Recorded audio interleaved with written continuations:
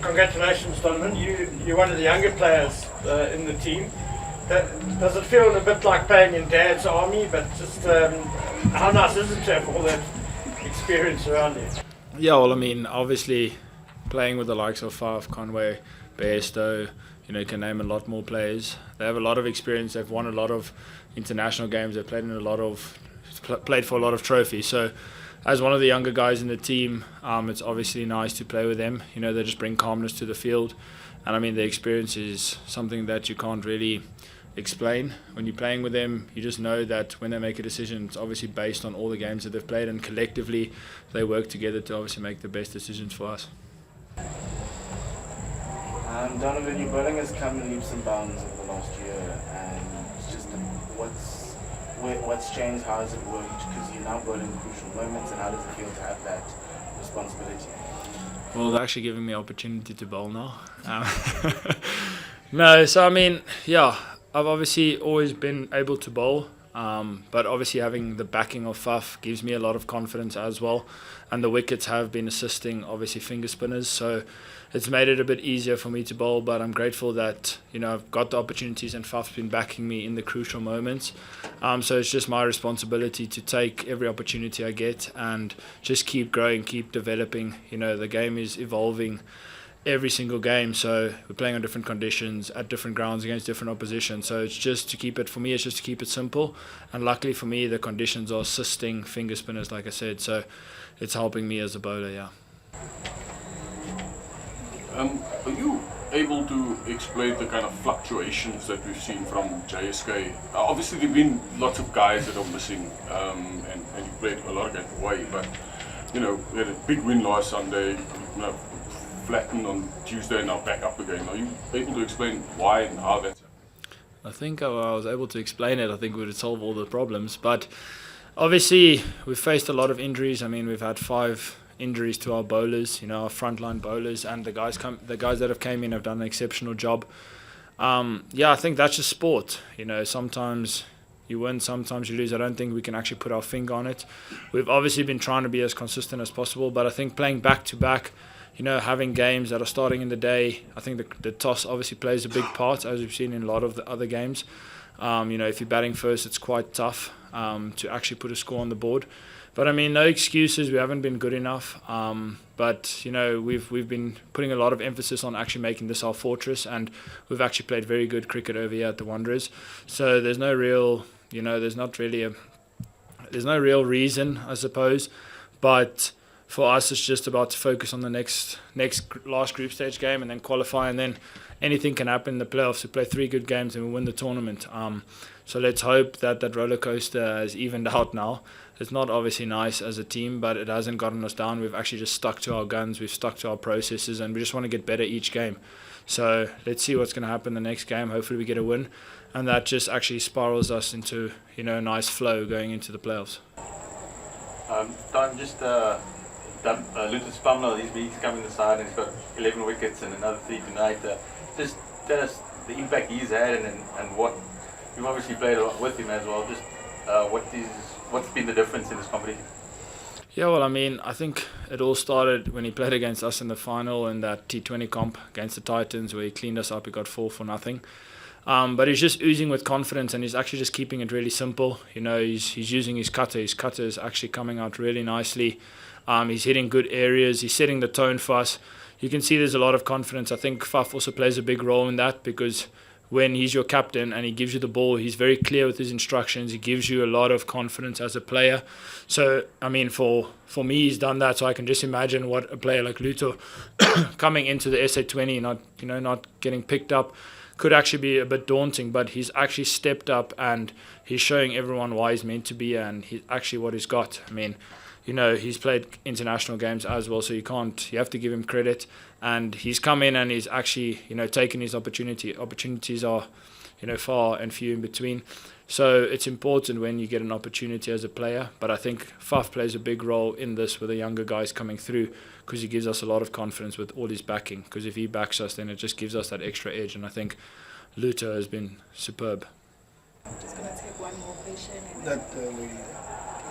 You speak about Faf being, the player that actually does motivate you guys. Are there like anything in specific that he actually does say to the young ones to keep them, going? I mean, the likes of Luto Sepabla not being part of the team for the last 2 seasons. This is his debut in the SA20. Has Faf been saying anything to you guys particularly? No, I don't think it's anything specific to us, but I mean, just as a franchise, JSK as a franchise, we are big on being a family, and everyone is valued, which obviously helps because, a lot of the times, or sometimes you can feel as a youngster you need to prove a point, or you're not really sure where you stand. But this franchise has been really consistent. If we win or we lose, the message has been consistent. Flem and Faf have been really consistent. Like I said previously, Faf has been really clear with his communication. Flem is really clear with his communication. So we know exactly what to expect. The message doesn't change if we win or we lose. So there's no, in terms of comms, there's no up and down. I know our performance doesn't maybe show that, but that gives us a lot of clarity and a lot of freedom as a player, because you know that you can just go out and perform and give your best. And if it comes off, then we'll actually perform. And if it doesn't, you don't have that voice in the back of your head saying, oh, the captain's going to be upset, the coach is going to be upset, which obviously gives you a lot of confidence as a younger player coming in. And like I say, on the field, obviously, you can see Faf's always cool, calm. He's always leading from the front. He's always throwing his body around. He's always chatting to the bowler.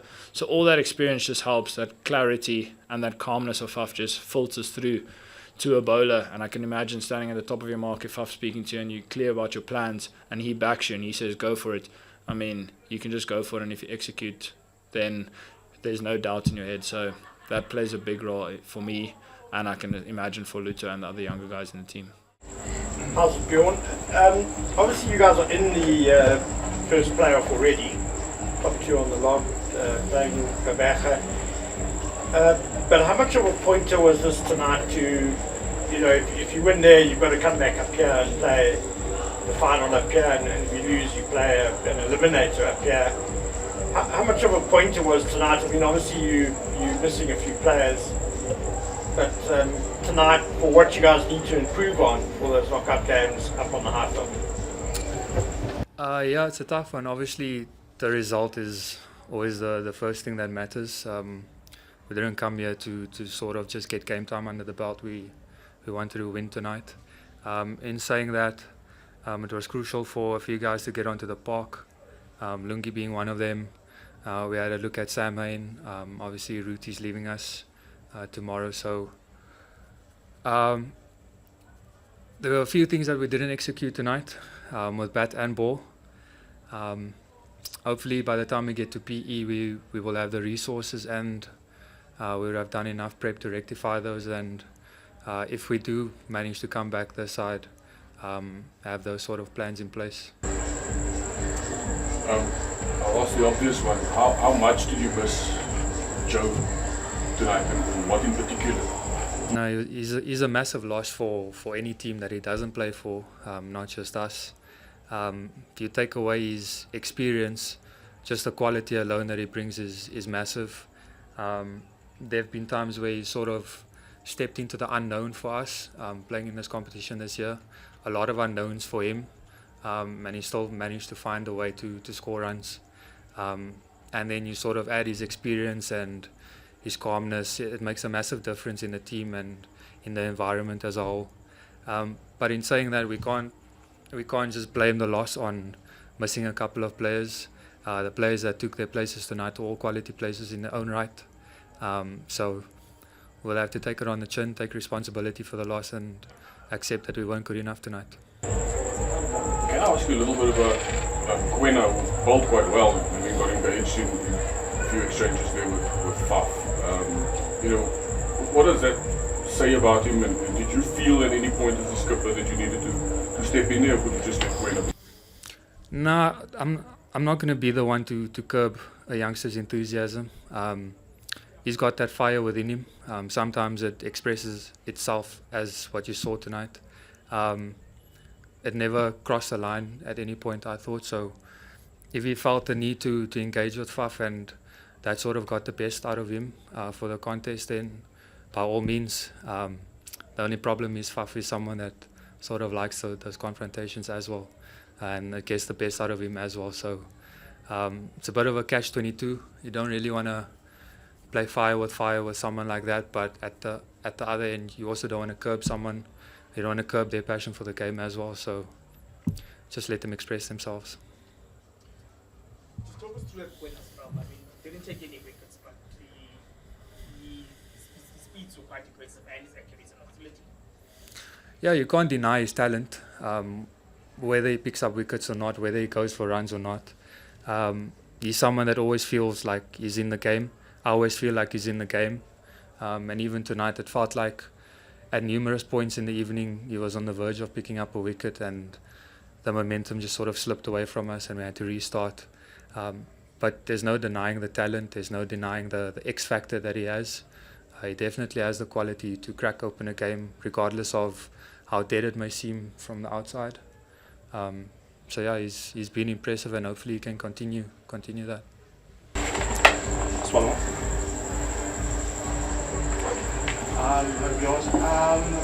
The second turnovers in your batting innings kind of brought you guys back, and it was really important for your local order to step up and bat around DK and get those runs. How important was that for the team going into the playoffs to kind of show that resilience? Yeah, I mean, it's a good thing that some of the guys got some time out in the middle with a bat. But in saying that, we're a team that's done well this season when the top order's fired. In the playoffs and in the coming games as well, you would hope that would be the case. It's definitely a strong point of our team, the amount of runs that we got at the top of the order, as well as the explosiveness that it's come with. So yeah, it's nice to have some other guys in the middle and to sort of steer the ship in that sense. But I'm sure come the next game we'll look to rectify that and try and have a bigger stand up front. We're just going to take one last question from Bjorn, and then we're going to close the press conference. Bjorn, so obviously you guys have won a lot of games in Paarl, which are with different conditions when it comes to the IFA. How confident are you guys when it comes to your game in these types of conditions, bearing in mind that the playoffs are going to be essentially this side after the first qualifier? Yeah, regardless of whether we win or lose, I don't think the conditions should be an excuse. About 60 to 70% of our squad plays their cricket up here. We're all familiar with IFL conditions. I've been up here for 10 years, so I have a few of the other guys as well. So the conditions will never be an excuse. Obviously, they utilised it better tonight, and yeah, we just came up short.